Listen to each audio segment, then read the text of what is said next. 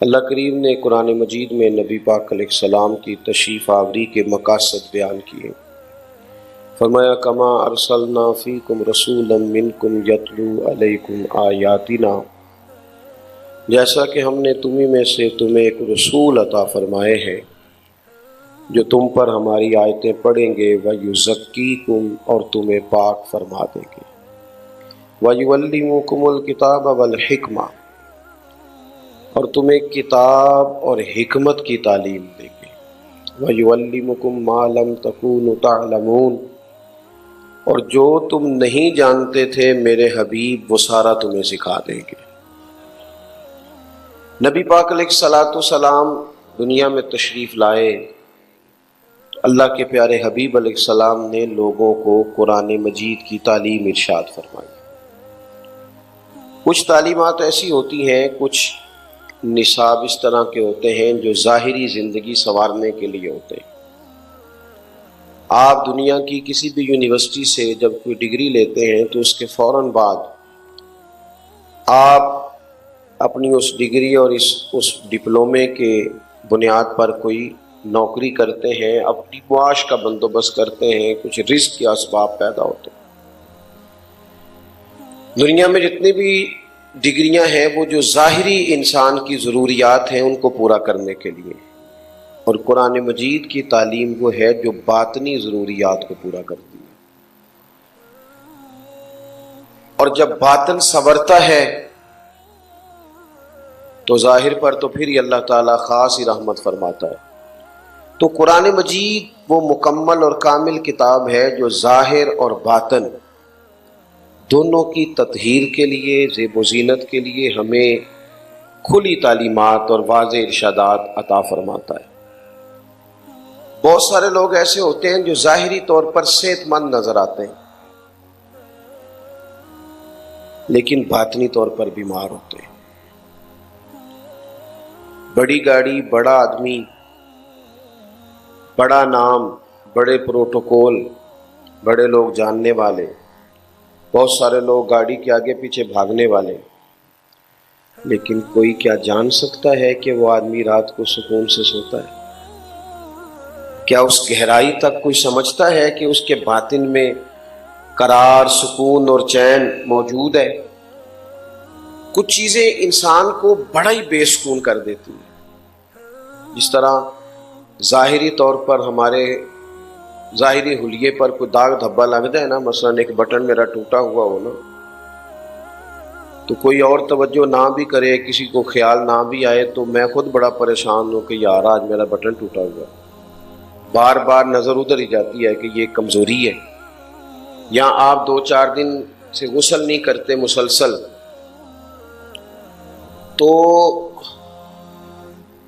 3-4 دن کے بعد اگر آپ کو موقع ملتا ہے نہانے کا تو آپ اپنے وجود کو ہلکا پھلکا محسوس کرتے ہیں۔ چلیں آپ کپڑے صرف تبدیل کر لینا، جو کل پہنے تھے وہ آج اتار لیں تو محسوس ہوتا ہے کہ طبیعت ہلکی پھلکی ہو گئی۔ انسان کا جو ظاہری حلیہ ہے، شاید اسی لیے میرے نبی پاک صلی اللہ تعالی علیہ وسلم نے فرمایا اور ہمیں سمجھایا کہ جو صفائی ہے یہ تو ایمان کا حصہ ہے۔ دیکھیں سادہ ہونا اور بات ہے، اور میلا کچیلا ہونا، کہتے ہیں جی فلانے بابا جی سادے ہیں، کیا مطلب؟ کہتے ہیں کافی دن نہاتے نہیں۔ یہ سادہ نہیں، یہ نادان ہے۔ اللہ کے محبوب کے جسم نور سے تو ہر وقت خوشبو آتی تھی۔ تو اسلام نے ہمیں ظاہری طور پر صفائی کا بھی پورا حکم ارشاد فرمایا، لیکن آپ کا ظاہری حلیہ ایک آدھ داغ دھبے کی وجہ سے بھی آپ کو پریشان کر دیتا ہے۔ یعنی سیانا بیانا بندہ مالدار ہے، اس کے گھر میں بیٹھنے کی جگہ ہے، ڈیرا بھی ہے، لنگر بھی کھلا سکتا ہے، لیکن صرف آپ نے آنے سے پہلے بتایا نہیں، دروازے پہ پہنچ کے دستک دی، جناب السلام علیکم میں آ گیا ہوں، تو وہ کیا کہتا ہے؟ کہتا ہے دسنا تو صحیح سی پہلا، میں ذرا صفائی تو کرا لیتا، میں کپڑے تو بدل لیتا۔ انسان کے ظاہری حلیے پر تھوڑی سی بھی کوئی چیز ہو تو بندہ پریشانی محسوس کرتا ہے۔ اگر ظاہر پر تھوڑی سی کوئی داغ دھبا ہو تو سکون نہیں آتا، اور اگر باطن سارا دھبوں سے بھرا ہوا ہو، حسد کا دھبا ہو، تکبر کا دھبا ہو، خیانت کا دھبا ہو، یہ بہت سارے لوگ ان آزمائشوں کا شکار ہوتے ہیں، دوڑ لگی ہوتی ہے کسی سے آگے نکلنے کی، تو اتنی ٹینشن اپنی نہیں لے رہے ہوتے جتنی اس کی لے رہے ہوتے ہیں کہ دیکھو اب کہاں پہنچ گیا، اتنا خیال اپنا نہیں رکھ رہے ہوتے جتنا سامنے والے کا۔ آپ لوگوں کی توجہ ہے میری بات پر؟ اللہ تو مہنگے مہنگے موبائل دے وے، لیکن کدی کدے نا کدی کدی موبائل تو علاوہ بھی کسی کو تکنا چاہیے۔ اب تسی نا مطلب دیکھو نا موبائل جیتے تھوڑے نال اکثر ملاقات کری دی ان کے سامنے آئے بیٹھے ہیں، تو آپ پھر بھی جناب وہ موبائل ہی دیکھ رہے ہیں۔ تو حضرت نے فرمایا، اور مجھے مدرسوں کے کام سے ذرا زیادہ دلچسپی ہے، اس لیے میں ایسا کوئی موقع ہو تو ذرا آنے کی کوشش کرتا ہوں، اس لیے کہ یہ چیز اصل ہے، یہ چیز بنیاد ہے۔ آپ تھوڑا موقع دیں، میں نے باتیں زیادہ نہیں کرنی، بڑی جلدی بات کو سمیٹ دوں گا۔ فرمایا باطن پر جو دھبے ہوتے ہیں وہ پھر بندے کو بے قرار کرتے ہیں، بے چین کرتے ہیں۔ ادھر ادھر دیکھ کے جب بندہ اپنے معاملات ترتیب دیتا ہے نا کہ فلانا آگے گزر گیا، میں پیچھے رہ گیا، فلانے کی شہرت زیادہ ہوگی، اب یہ چیز بے سکون کرتی ہے۔ آپ کیوں دیکھتے ہیں سامنے والے کی طرف؟ آپ وہ والی نعمتیں کیوں نہیں دیکھتے جو رب نے آپ کو عطا فرمائی؟ تو یہ باطن میں جو چیزیں ہوتی ہیں یہ تکلیف کا باعث بنتی ہیں۔ رب فرماتا ہے یتلو علیکم آیاتنا ویزکیکم، میرے محبوب تم پر میری آیتیں پڑھیں گے اور تمہیں پاکیزگی عطا فرما دیں گے۔ حضور نے نا یہ ساری چیزیں نکال دی۔ نبی پاک علیہ السلام نے لوگوں کے باطن دھو ڈالے۔ حضور نے نا پسند ہی فقیری کو کیا۔ نبی پاک مجبور نہیں ہے فقر پر، بالکل نہیں۔ حضور فرماتے ہیں میں چاہوں تو اللہ احد پہاڑ سونے کا بنا دے، میرے ساتھ چلا کرے، مجھے اختیار دیا گیا، میں چاہوں تو نبی اور بادشاہ بن سکتا ہوں، جیسے حضرت یوسف نبی بھی ہیں بادشاہ بھی ہیں، حضرت سلیمان علیہ السلام نبی بھی ہیں بادشاہ بھی ہیں، یہ پیغمبر اللہ کے۔ تو اگر میں چاہوں نبی اور بادشاہ بن جاؤں، لیکن میں نے عرض کی ہے مالک میں تیرا بندہ اور نبی بننا چاہتا ہوں۔ اس لیے اقبال کہتے ہیں متائے بے بہا ہے درد و سوز آرزو بندی، یہ مقام میں بندگی دے کر نہ لو شان خدا بند۔ بندگی میں جو لطف ہے نا، بندگی میں وہ بڑا ہے۔ تو نبی پاک علیہ السلام نے سادہ زندگی کو ترجیح دی۔ سادہ ایک ہوتا ہے غریبی فقیری میں فقیری کرنا، وہ آسان کام ہے، یہ پیسے کوئی نہیں تو سادی روٹی کھانا یہ آسان ہے، مطلب بدلہ نہیں لے سکتا تو معاف کر دیا تو یہ تو آسان ہے، فقیری میں فقیری آسان ہے۔ لیکن میرے نبی پاک نے جو فقیری کی ہے وہ فقیری میں فقیری نہیں کی، حضور نے بادشاہی میں فقیری کی ہے، یعنی ہر چیز موجود ہے پھر بھی فقر کیا ہے، بادشاہی میں فقیری، یہ کمال ہے۔ تو ایک تو تزکیہ، پھر فرمایا وَيُعَلِّمُكُمُ الْكِتَابَ وَالْحِكْمَةَ، محبوب تمہیں کتاب سکھاتے ہیں اور حکمت سکھاتے ہیں۔ حضور معلم بن کے آئے ہیں، نبی پاک نے کتاب سکھائی ہے۔ آج کل ہمارے ہاں یہ ہوتا ہے کہ ایک کونے میں کو بابا جی بٹھا دیے جائیں نا، جبے شبے پہن کے 6-7 تسبیح ان کے گلے میں ڈال دو، چلو اچھے نیک لوگ ہیں الحمدللہ، وہ تسبیح چلا رہے ہوں، ایک کونے میں وہ بیٹھے ہیں اور ایک طرف ایک عالم دین بیٹھے ہوں قرآن پاک کا درس دینے کے لیے۔ لوگ زیادہ ادھر جانے ہیں جدھر بابے اور بیٹھے اندام کرا لیجیے، بابا جی کو نظر کرم کرو، ادھر ہی جاتے ہیں نا زیادہ لوگ۔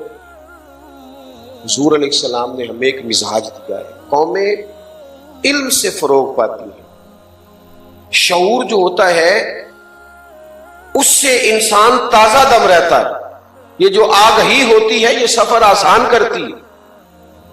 نبی کریم علیہ السلام مسجد نبوی شریف میں تشریف لائے تو 2 لوگوں کی جماعتیں بنی ہوئی تھی، ایک طرف بیٹھ کر لوگ اللہ تعالیٰ کا ذکر کر رہے تھے اور دوسری جانب بیٹھ کر ایک آدمی کتاب و سنت کی تعلیم دے رہے تھے اور باقی بیٹھ کے سن رہے تھے۔ اللہ کے محبوب علیہ السلام درمیان میں کھڑے ہو گئے اور فرمایا دونوں جماعتیں خیر پہ، دونوں بھلائی کا کام کر رہی ہیں، اور ساتھ ہی فرمایا کیونکہ اللہ تعالیٰ نے مجھے استاد بنا کے بھیجا، میں معلم بن کے آیا ہوں، لہذا اللہ کے رسول علیہ السلام اس جماعت میں بیٹھ گئے جہاں دین پڑھایا جا رہا تھا۔ تو تھوڑا سا نا فروغ علم تھوڑی سی، اور ایک اور بات بھی، کچھ چیزیں ہمارے پاس مفت اور فری، انسان کی نا طبیعت کا تقاضا ہے کہ جو چیز وہ سمجھتا ہے نا بہت مہنگی ہے، سمجھتا ہے شاید زیادہ قیمتی بھی یہی ہے، حالانکہ بعض اوقات زیادہ مہنگی چیزیں جو ہوتی ہیں نا وہ نیرا فیشن ہی ہوتی ہے. میری بات کی سمجھ آ رہی ہے؟ ہاں، مہنگے مہنگے ہوٹلوں پہ روٹی کھاتے ہو نا، اس لیے معدے کے ڈاکٹروں کے پاس رش بھی بہت زیادہ ہے، کیونکہ بہت ساری چیزیں جو مہنگی ہیں نا وہ ظاہری چمک دمک رکھتی ہیں، بس مرچ مسالہ ٹھیک ہے، تھوڑی دیر کے لیے زبان کی لذت ٹھیک ہے، لیکن جو فطری چیزیں ہیں، جو سادہ چیزیں ہیں، وہ اپنی ترتیب کے لحاظ سے جو افادیت رکھتی ہیں اس کا انکار نہیں کیا جا سکتا. تو نبی پاک صلی اللہ تعالی علیہ وآلہ وسلم کے غلاموں، جب ہم سمجھتے ہیں نا کہ یہ چیز آسان ہے، یعنی ہر جمعے مسجد میں قرآن پاک کی آیت کا ترجمہ ہوتا ہے، ہر جمعے مولانا حدیث سناتے ہیں، ہر جمعے نبی پاک علیہ السلام کا فرمان سنایا جاتا ہے، وہ قوم جو موٹیویشنل اسپیکر کے پاس پیسے دے کے سیٹ بک کراتی ہے نا، پیسے دے کے، وہ کہتا ہے 5,000 روپیہ آپ سے لوں گا اور ساتھ بٹھاؤں گا، وہ قوم جمعے والے دن وقت پہ جانا پسند ہی نہیں کرتی، وہ تو آخری 5-7 منٹ میں جانا پسند کرتے ہیں. حالانکہ جو موٹیویٹ آپ کو نبی پاک کا دین کر سکتا ہے وہ کوئی دنیا دار کر سکتا ہے؟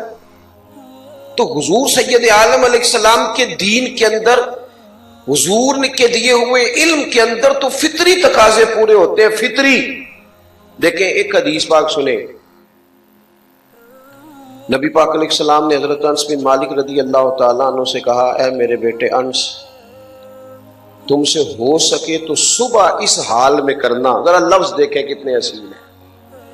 اگر ہو سکے تو صبح اس حال میں کرنا کہ تمہارے دل میں کسی کا بغض نہ ہو. یعنی اگر سویرے بندہ بغض لے کے اٹھے گا تو سارا دن کیا کرے گا؟ جلے مرے گا ہی نا. تم کشادہ سینے کے ساتھ صبح کرنا، کھلے دل کے ساتھ. اور جو صبح کھلے دل سے ہوتی ہے صبح ہوتی وہ ہے. اور اگر کسی کا دل نہیں کھلا تو آنکھ کھل بھی جائے تو کیا فائدہ، دن تو چڑھا ہی نہیں اس کا. فرمایا میرے کریم نے کہ اے انس، ہو سکے تو صبح اس حال میں کرنا کہ تمہارے دل میں کسی کا بغض نہ ہو. اور پھر فرمایا یہ میری سنت ہے، میرا یہی طریقہ ہے. اور فرمایا جس نے میرے طریقے سے محبت کی اسی نے مجھ سے محبت کی ہے، یہ میرا طریقہ ہے. میٹھا ہی کھانا سنت نہیں، صرف پگڑی باندھنا ہی سنت نہیں، دل صاف کرنا بھی سنت ہے. میرے مسواک سے دانت صاف کرنا ہی سنت نہیں، اپنے سینے صاف رکھنا بھی حضور کی سنت ہے.